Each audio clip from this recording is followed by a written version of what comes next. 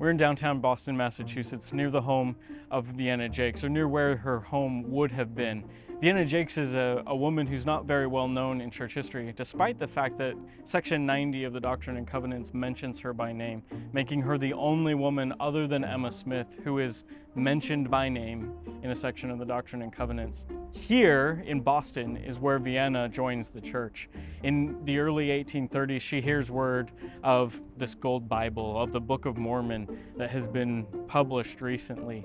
She obtains a copy, she reads it, she's not that impressed with it. But one evening as she's coming home, she's contemplating what she should pray about that evening, and she receives a vision in her head of the Book of Mormon. And she decides that night she's going to pray to know if the Book of Mormon is a work of God.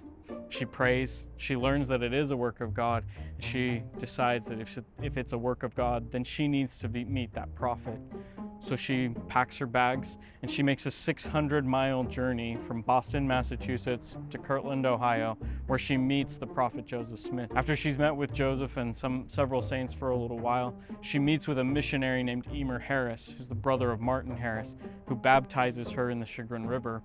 After she's baptized, she returns to Boston. She comes back here and she becomes a stalwart of the Boston branch. She opens her home to missionaries, including Samuel Smith and Orson Hyde, who come here in 1832 and preach the gospel.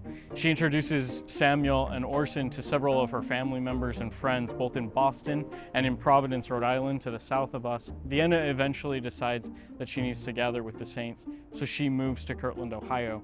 In Kirtland, she takes all of the money that she has as a result of selling her home here in Boston, and she donates it to the church, $1,600, to the purchase of the land where the Kirtland Temple would one day stand.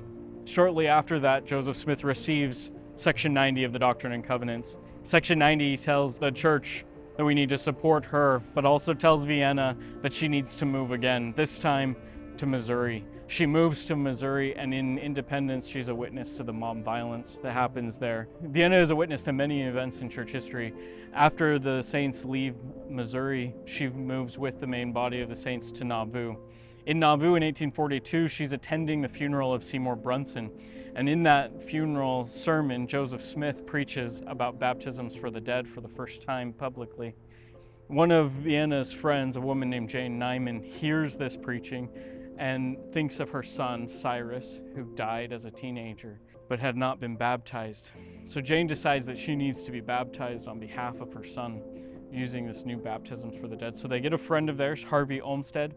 They take him down to the Mississippi River, and he baptizes Jane on behalf of her deceased son, Cyrus, with Vienna Jaques as the first witness to a baptism for the dead in this dispensation. Vienna wades in on horseback into the Mississippi River to witness that first baptism. After Joseph Smith dies, Vienna remains with the main body of the saints. She leaves for Utah, where she dies a 96-year-old woman living in Salt Lake City several years later.